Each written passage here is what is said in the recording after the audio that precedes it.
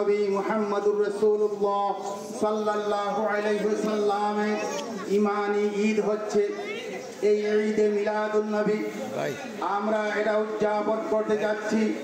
ঈমানদারদের ঈমানি ঈদ হচ্ছে, যদিও আমরা শরীয়তের দুটি ঈদ পাই, ঈদুল আযহা এবং ঈদুল ফিতর, সেটা শরীয়তের ঈদ, আমলি ঈদ, আর মুমিনদের ঈদ হচ্ছে ঈদে মিলাদুন নবী।